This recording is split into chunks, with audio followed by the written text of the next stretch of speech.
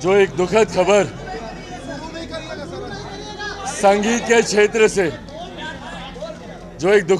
आज संगीत के क्षेत्र से हम लोग को सुनने को मिली। कुछ समय पूर्व स्वर कोकिला कही जाने वाली भारत रत्न आदरणीय लता मंगेशकर जी का दुखद निधन हुआ और आज पुनः संगीत की दुनिया के दिग्गज, जिन्होंने पॉप कल्चर को कहीं ना कहीं उसकी नींव भारतीय संगीत में रखने का कार्य किया, वे जिनके दुखद निधन का समाचार हम सबको मिला।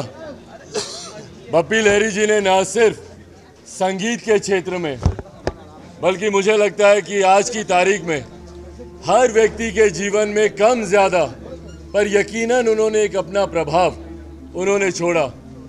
ना सिर्फ उनकी गायकी का अंदाज अलग था, बल्कि उनकी खुद की आवाज़।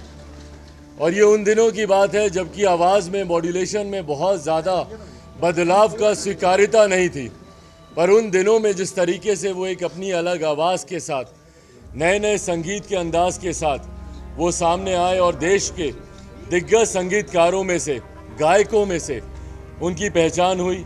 आज सुबह जब उनके दुखद निधन का समाचार हम लोग को प्राप्त हुआ तो यकीनन ये ना सिर्फ कला के क्षेत्र में बल्कि पूरे देश के लिए ये एक दुख की खबर है। मैं अपने तमाम साथियों से आग्रह करूंगा कि हम लोग इस प्रेस वार्ता की शुरुआत करें उससे पहले 2 मिनट का मौन हम लोग बप्पी लहिरी जी के सम्मान में हम लोग रखेंगे।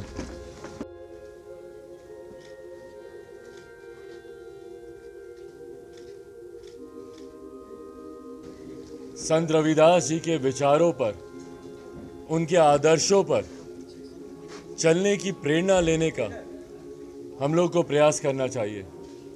उन्होंने जिस तरीके से समाज में समरसता, एकजुटता का विचार उन्होंने दिया था, मुझे लगता है कि आज की तारीख में कहीं ना कहीं उसका अभाव देखने को मिल रहा है। महान संत रविदास जी ने हमेशा समाज के विभिन्न वर्गों को एकजुट होकर, एकत्रित होकर एक बेहतर समाज की नींव रखने का उन्होंने प्रयास किया था। पर आज मुझे दुख इस बात का होता है कि जब अपने ही प्रदेश के लोग एक दूसरे के खून के प्यासे हो जाते हैं। कल जिस तरीके से दुखद दृश्य हम लोगों को देखने को मिला, जहां पर शासन प्रशासन तंत्र के वो लोग जिनको बिहारियों की सुरक्षा का उत्तरदायित्व दिया गया है, वो ही अगर बिहारियों के खून के प्यासे हो जाएं, तो इससे ज्यादा शर्मनाक, दुखद, निंदनीय और कुछ नहीं हो सकता। किन के इशारों पे, मैं व्यक्ति विशेष पे मैं कोई टिप्पणी नहीं कर रहा हूं, मैं उन पुलिस कर्मियों पे कोई टिप्पणी नहीं कर रहा हूं, क्योंकि वो भी ऊपर से मिले अपने आदेशों का पालन कर रहे थे। उनके खिलाफ मेरे मन में कुछ नहीं है, पर जिनके द्वारा उनको निर्देश दिए गए, हमारे प्रदेश के गृह मंत्री, जो कि दुर्भाग्यवश हमारे मुख्यमंत्री भी हैं, एक मुख्यमंत्री अपने सिपाहियों को आदेश देता है कि जाकर रौंद दो बिहारियों को, कुचल दो अपनी वैन के नीचे। इससे ज्यादा शर्मनाक कुछ नहीं हो सकता। और वो भी एक ऐसा मुख्यमंत्री, जब बिहार में अपराध चरम सीमा की पराकाष्ठा पार करता है तो वो मुख्यमंत्री खामोश रहते हैं। खून खौलता है भैया बिहारियों का, जब हम लोग अपने परिवार के लोगों को खोते हैं और मुख्यमंत्री नीतीश कुमार खामोशी से बैठे रहते हैं।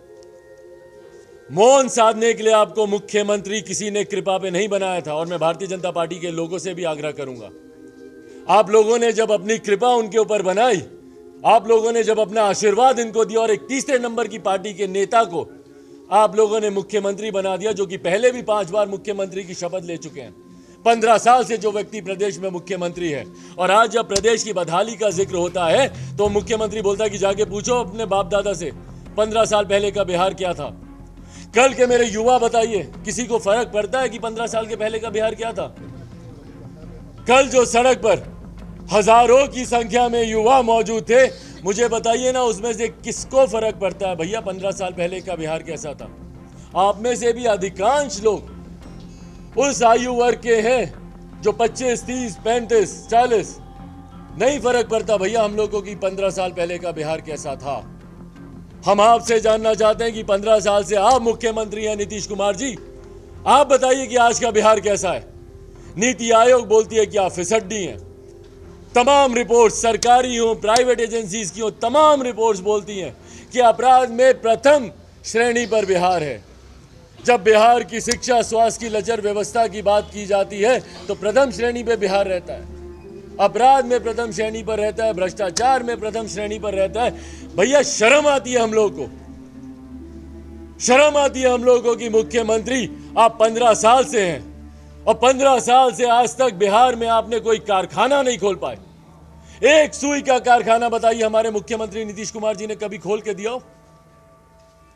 बल्कि जितने चालू मिल थी उनको बंद करने का काम हमारे मुख्यमंत्री ने कराया। चीनी मिल हो, पेपर मिल हो, विभिन्न जिलों में चले जाइए और बोलते हैं कि भैया भूगोल ऐसा है कि बिहार में हम रोजगार नहीं ला सकते। क्यों? जितने रिक्त पड़े पद हैं वो मुख्यमंत्री उसको भरने का काम नहीं करते। क्यों? जितनी बंद मिलें पड़ी हैं आप उसको चालू करने का काम नहीं करते। अगर आपसे चालू नहीं होता तो यंग ब्रेन्स बहुत है मुख्यमंत्री जी बिहार में। क्यों नहीं आज तक आपने निवेशकों को बिहार में बुलाया? क्यों नहीं उनसे आपने यहां पर निवेश करवाया, इन्वेस्ट कराया? क्यों नहीं आपने बिहार में टूरिज्म को प्रमोट कर बिहार में राजस्व बढ़ाने का आपने प्रयास किया?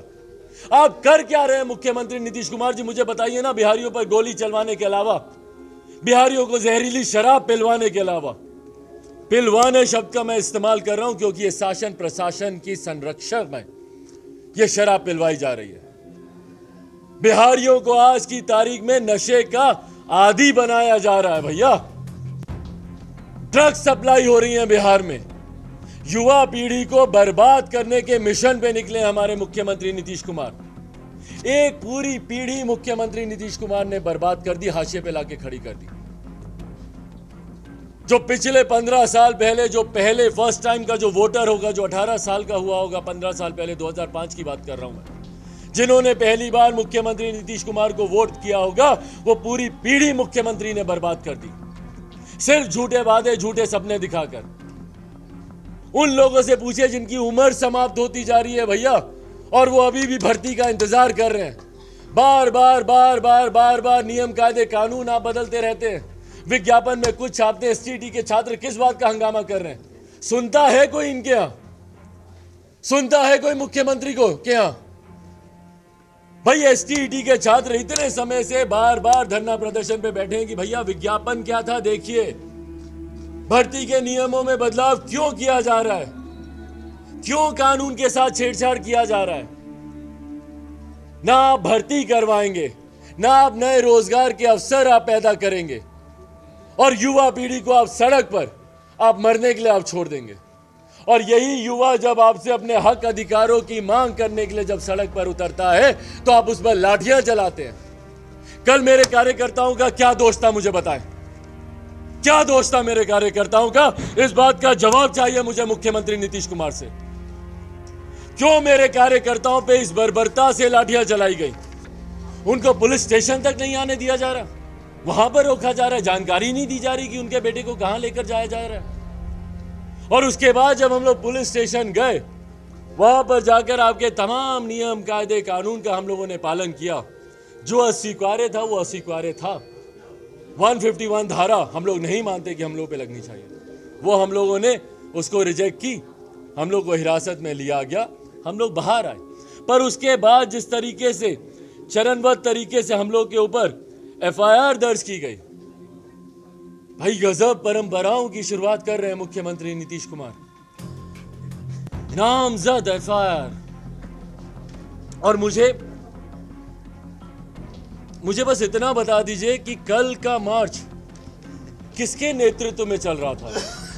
चिराग पासवान के? गलत बोल रहा हूं मैं? चिराग पासवान लीड कर रहा था। चिराग पासवान के बोलने पर हजारों कार्यकर्ता सड़क पर उतरे थे, राइट? मैं अगर नहीं होता तो शायद आक्रोश लोगों में वैसे भी है, पर शायद इतना बड़ा या इस तरीके से नहीं होता। पर यह लोक जनशक्ति पार्टी रामविलास का बिहार बचाओ मार्च था चिराग पासवान के नेतृत्व में। तो अगर सबसे पहले एफआईआर किसी के ऊपर होनी चाहिए थी तो चिराग पासवान पे होनी चाहिए थी ना। आज अगर चिराग पासवान नहीं होता तो और अनेकों मार्च होते, पर यह बिहार बचाओ मार्च 15 तारीख का नहीं होता। तो ये एफआईआर सबसे पहले चिराग पासवान पर होनी चाहिए थी। तो क्यों डरते हैं मुख्यमंत्री नीतीश कुमार?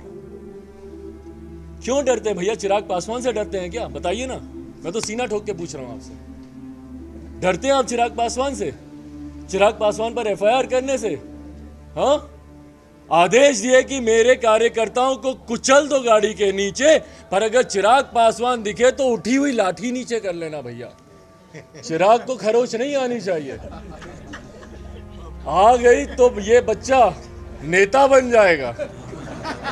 गलत बोल रहा हूं क्या? हाँ, डर की पराकाष्ठा देखिए कि हमारे तमाम नेताओं पर नाम ढूंढ ढूंढ कर हमारे नेताओं पर। अतः अनुरोध है कि संजय पासवान, प्रधान महासचिव लोक जनशक्ति पार्टी रामविलास, 221 ए श्री कृष्णापुरी चिल्ड्रन पार्क के नजदीक, पूरा मतलब अली गली में कोई इन्होंने नल जल भी लगाया होता तो उसका भी परिचय दे देते कि वहां बोरिंग रोड पटना, वहां पर संजय पासवान, दूसरे नंबर पर राजू तिवारी, प्रदेश अध्यक्ष, तीसरे अध्यक्ष, चौथे नंबर पर रेणु कुशवाहा जी, राष्ट्रीय महासचिव 5वें नंबर पर अरुण कुमार जी, पूर्व सांसद 6ठे नंबर पर डॉक्टर शहनवाज अहमद कैफी, राष्ट्रीय महासचिव 7वें नंबर पर वेद प्रकाश पांडे, युवा लोजपा के प्रदेश अध्यक्ष 8वें नंबर पर राजेश भट्ट, प्रदेश प्रवक्ता सभी पार्टी लोजपा एवं अन्य करीब सैकड़ों अज्ञात के द्वारा प्रतिबंधित क्षेत्र में घुसा गया। भाई सबका आपने इस पे नाम लिख दिया, 8 लोगों का। बहरहाल इस बात की नाराजगी बहुतों में है। हाथ खड़ा करके दिखा दे किस किस को नाराजगी है जिनका नाम नहीं आया। भाई मेरा भी नहीं आया। मुख्यमंत्री जी हम लोग पे एफआईआर कीजिए, हम लोग पे एफआईआर कीजिए। ये भेदभाव पार्टी के भीतर मत कीजिए, बांटने की राजनीति पार्टी के भीतर मत कीजिए मुख्यमंत्री जी। बांटने में मास्टर है। हाँ बिल्कुल, बांटने में मास्टर है। आप दलित महादलित कीजिए, आप लोजपा के 2 गुट कर दीजिए, पासवान परिवार के 2 गुट कर दीजिए, पर अब कम से कम लोजपा रामविलास को एकजुट रहने दीजिए। इसमें 2 गुट मत कीजिए कि एक नामजद वाला गुट, एक गैर नामजद वाला गुट। भाई बस मैं 2 मिनट में अपनी बातों को समाप्त कर रहा हूं। तो ये एफआईआर इन्होंने जिस तरीके से इन्होंने की, उसमें आप सबके कैमरे साक्षी हैं कि अगर उसमें कोई नेतृत्व कर रहा था और किसी को अगर आपको सही में जिम्मेदार ठहराना है तो वो चिराग पासवान था। और मैं पुनः दोहराता हूं कि चिराग पासवान ना लाठियां खाने से डरता है, ना आपकी गोलियों से डरता है। आपके एक अधिकारी ने, राजेश भट्ट यहां पर मौजूद है, उनके ऊपर, और वो वीडियो आप सबके सामने मौजूद है, जिस तरीके से गोली चलाने की धमकी दी गई। भाई प्रशासन के लोग इस तरीके से, हम लोग को डाक बंगला चौक पर हम लोग को बोल दिया गया था कि हम लोग आपके ऊपर बल का प्रयोग करेंगे। मैंने उस वक्त भी इस बात को मैंने उजागर किया था, मैंने प्रोटेस्ट किया था कि भैया शांतिपूर्वक हम लोग चल रहे हैं, आप क्यों अभी से बोल रहे हैं बल का प्रयोग? कहीं ना कहीं आप लोग मन बनाकर आए कि आपको बल का उपयोग करना है। राजेश भट्ट जी के साथ हुई उस बहस में उन्होंने खुलकर बोला। साथ में हमारी एक महिला नेत्री भी मौजूद थी, इंदु कश्यप जी वहां पर मौजूद थी, जो महिला की हमारी राष्ट्रीय महासचिव हैं। उनके सामने बोलते हैं कि भैया गोली चला देंगे, तो चलाइए मुख्यमंत्री जी, सीना तान कर। हर लोजपाई रामविलास यहाँ पर खड़ा है, जितनी गोलियां चलानी है चलाइए, पर इस बात को गांठ बांध लीजिए कि ये आगाज था 15 फरवरी 2022 बिहार के इतिहास में जिस तरीके से हम लोग, और इसीलिए मैंने जेपी गोलंबर पर, जेपी की मूर्ति पर माल्यार्पण कर शुरुआत की। जिस तरीके से सन 74 में जेपी ने एक आंदोलन की शुरुआत की थी, जिसकी उपज आज के तमाम मौजूदा नेता और साथ साथ मेरे नेता, मेरे पिता स्वर्गीय रामविलास पासवान जी रहे हैं। और उस वक्त मुझे ताज्जुब ये होता है कि मौजूदा मुख्यमंत्री खुद छात्र आंदोलन से निकल कर आए हैं, या कहा यही जाता है, मैं उस वक्त जीवित नहीं था, मेरा जन्म नहीं हुआ था, मुझे नहीं पता, पर कहा जाता है कि वो छात्र आंदोलन से निकल कर आए हैं, छात्र राजनीति उन्होंने की, और आज आप खुद छात्रों पर लाठियां चलवा रहे हैं। जिस व्यक्ति ने अगर खुद लाठी खाई होती तो उसकी पीड़ा को समझता, तो झूठ बोलते हैं मुख्यमंत्री कि वो छात्र आंदोलन से निकले, बट इतना जरूर समझ लें कि इस आंदोलन से जितने नेता निकलेंगे, जेपी आंदोलन से बड़ा यह आंदोलन होगा और बिहार में बदलाव की नींव 15 फरवरी 2022 ने रख दी है, जो अगले मध्यावधि चुनाव में मुख्यमंत्री नीतीश कुमार जी को सत्ता की कुर्सी से बेदखल कर बिहार फर्स्ट, बिहारी फर्स्ट की सरकार बनाकर ही दम लेगी।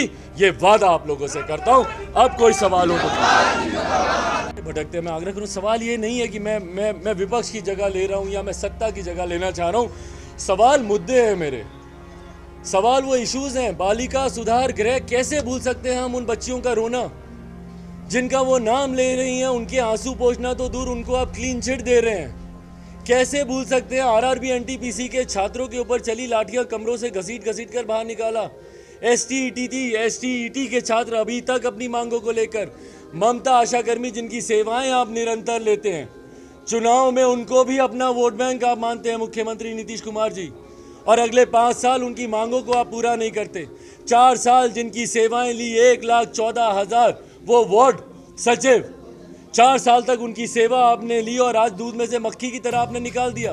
अंबेडकर छात्रावास टारगेट किया जा रहा है, अनुसूचित जाति के लोगों को चुन चुनकर मारा जा रहा है। क्यों? क्योंकि भाई योजना भी आप ही की है कि कोई दलित मरेगा, हत्या होगी तो सरकारी नौकरी देंगे।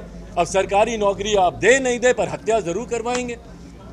तो मुद्दे ये जरूरी है। मैं विपक्ष की जगह ले रहा हूँ नहीं ले रहा हूँ, वो भाई वो विषय ही नहीं है, वो जनता के लिए भी चर्चा का विषय नहीं है। जनता को भी फर्क नहीं पड़ता, जनता को फर्क पड़ता है कि इशू कौन उठा रहा है।